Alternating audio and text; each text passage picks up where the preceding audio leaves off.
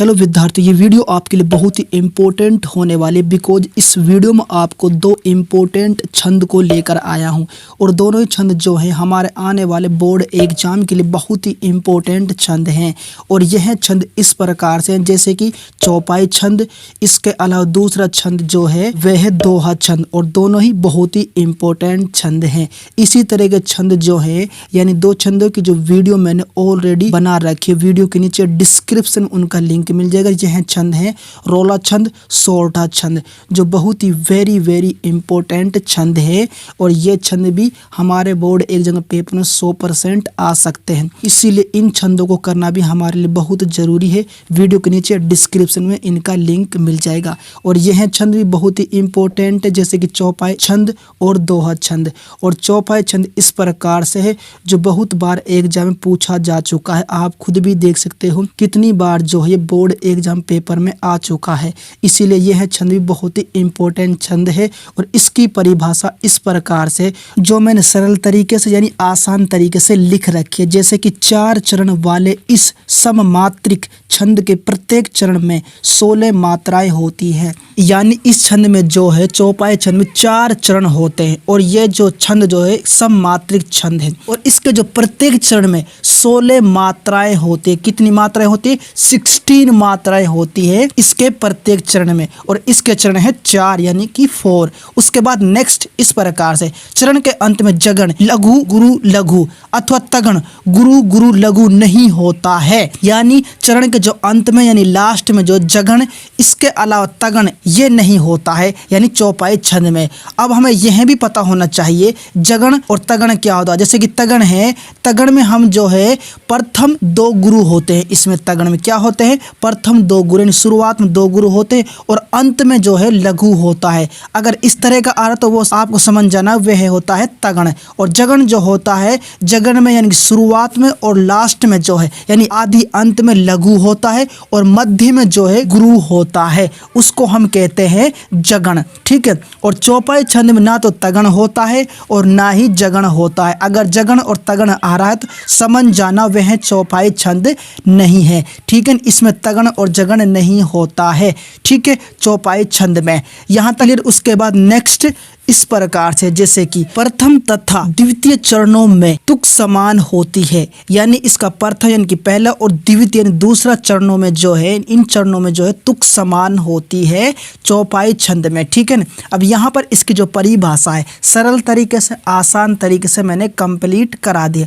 अब हम इसके उदाहरण पर चलते हैं और इसका जो उदाहरण आपकी स्क्रीन पर भी नजर आ रहा, बहुत सरल इसका उदाहरण मैंने लिख रखा है। ठीक है, जो इस प्रकार से सबसे पहले हम इस उदाहरण को पढ़ेंगे, उसके बाद हम इस उदाहरण के द्वारा इसको और अच्छी तरीके से समझाएंगे, इसका स्पष्टीकरण बताएंगे। सबसे पहले हम इसको पढ़ेंगे जैसे कि बंद ऊ गुरुपद पदुम परागा, सुरुचि स्वा सरस अनुरागा। उसके बाद नेक्स्ट है अमी ये मुरी मये चूरन चारु, समन सकल भौ रुज परिवारु। ये इसका एक इम्पोर्टेंट उदाहरण है और इसी उदाहरण के द्वारा हम इसको अच्छी तरीके से इस छंद को समझेंगे। ठीक है ना। जैसे कि इस उदाहरण को जब हम देखते हैं तो इसमें 4 चरण है, लेकिन हम जो है शुरुआत के पहले चरण से करेंगे। ठीक है ना। और इसके पहले चरण में शुरुआत में गुरु और लघु दिख रहा है। गुरु के लिए 2 और लघु के लिए 1 हो जाएंगे। टोटल 3 4 5 6 7 8 9 10 11 12 13 14 15 16। यानी इसका जो पहला जो चरण है इसमें जो है 16 मात्राएं हैं यानी 16 मात्राएं हैं पहले चरण में। उसके बाद दूसरे चरण में जो इस प्रकार से हैं जैसे कि 1 2 3 4 5 6 7 8 9 10 11 12 13 14 15 16। और इसके जो दूसरे चरण में जो है 16 मात्राएं हैं। पहला चरण में 16 और दूसरा में 16 यानी दोनों में 16 16। उसके बाद नेक्स्ट 1 2 3 4 5 6 7 8 9 10 11 12 13 14 15 16। और इसके तीसरे चरण में जो है 16 मात्राएं हैं। ठीक है ना। उसके बाद चौथे चरण 1 2 3 4 5 6 7 8 9 10 11 12 13 14 15 16। और इसके लास्ट चरण यानी चौथे चरण में जो है 16 मात्राएं हैं। यानी इसके जो प्रत्येक चरण में है 16 मात्राएं हैं और चौपाई छंद में जो है प्रत्येक चरण में 16 मात्राएं होना जरूरी है। इसीलिए यह जो उदाहरण अभी बताया है, यह जो उदाहरण है चौपाई छंद का उदाहरण है। ठीक है, क्लियर है यहाँ तक। अब यहाँ पर जो मैंने इसका उदाहरण, इसकी परिभाषा कंप्लीट करा दी, बट एक बात आपको नोट करना है, इसमें तगड़ नहीं होता। तगड़ का मतलब दोबारा बता देता हूँ, प्रथम दो गुरु, अंत में लघु, ये नहीं होता है। ठीक है, इसके उदाहरण में ये भी नहीं था। उसके बाद जगण यानी आदि अंत में लघु और मध्य में गुरु, ये भी नहीं है। आप खुद भी देख सकते हो इस उदाहरण में, यानी इसमें ना तो जगण है ना ही तगण है। इसीलिए यह जो उदाहरण है चौपाई छंद का उदाहरण है और एक इम्पोर्टेंट उदाहरण है। और यहाँ पर मैंने सरल तरीके से इसकी परिभाषा, इसको उदाहरण के द्वारा इसके स्पष्टीकरण, सारी चीज इस उदाहरण के चौपाई छंद की कंप्लीट करा दी। उसके बाद नेक्स्ट जो छंद है वह है छंद यानी कि दोहा छंद। ये भी एक इम्पोर्टेंट छंद है और ये छंद जो है दोहा छंद, ये भी कई बार जो है बोर्ड एग्जाम के पेपर में पूछा जा चुका। आप देख सकते हो कितनी बार ये भी जो है बोर्ड एग्जाम के पेपर में आ चुका है। इसीलिए यह छंद भी इम्पोर्टेंट छंद है और इसकी जो परिभाषा मैंने बिल्कुल सरल तरीके से लिख रखी है, जो इस प्रकार से जैसे कि यहाँ पर लिखी हुई है। दोहा मात्रिक अर्ध सम छंद है, यानी यह जो छंद जो है दोहा, यह मात्रिक अर्ध सम छंद है। ठीक है, इसमें कुल 4 चरण होते हैं। कितने चरण होते हैं इसमें? कुल 4 चरण होते हैं दोहा छंद में, यानी कि 4 चरण होते हैं इस छंद में। ठीक है, क्लियर यहाँ तक। उसके बाद नेक्स्ट इस प्रकार से, जैसे कि इसके पहले एवं तीसरे में 13 तथा दूसरे चौथे चरण में 11 मात्राएं होती हैं। यानी इसके जो पहला चरण है और तीसरा चरण है, इस चरण में जो है 13 मात्राएं होती हैं, 13 मात्राएं होती हैं। जबकि दूसरे और चौथे चरण में जो है 11 मात्राएं होती हैं, यानी 11 मात्राएं होती हैं। यानी पहले और तीसरे में 13 और चौथे दूसरे में जो 11 मात्राएं होती हैं। ठीक है, क्लियर यहाँ तक। उसके बाद नेक्स्ट इस प्रकार से इस छंद की प्रत्येक पंक्ति में 24 मात्राएं होती हैं। यानी जब हम देखते हैं इस छंद में जो है इसके जो पंक्ति में जो प्रत्येक पंक्ति में जो है 24 मात्राएं होती हैं, यानी 24 मात्राएं होती हैं टोटल इसकी पंक्ति में। ठीक है, प्रत्येक पंक्ति में। उसके बाद नेक्स्ट इस प्रकार सम चरणों के अंत में लघु गुरु आते हैं। यानी जो सम चरण है, इन चरणों के अंत में जो यानी कि लास्ट में जो है लघु और गुरु आते हैं, यानी इसको हम लगाते हैं इस दोहा छंद में अंत में। ठीक है, यह है इसकी परिभाषा जो बहुत सरल तरीके से मैंने लिख रखी है। उसके बाद इसका आता उदाहरण, इसके द्वारा हम इसको और अच्छी तरीके से यानी स्पष्ट तरीके से समझ सकते हैं। और यह इसका उदाहरण इस प्रकार से मैंने लिख रखा है, जो एक इम्पोर्टेंट उदाहरण है।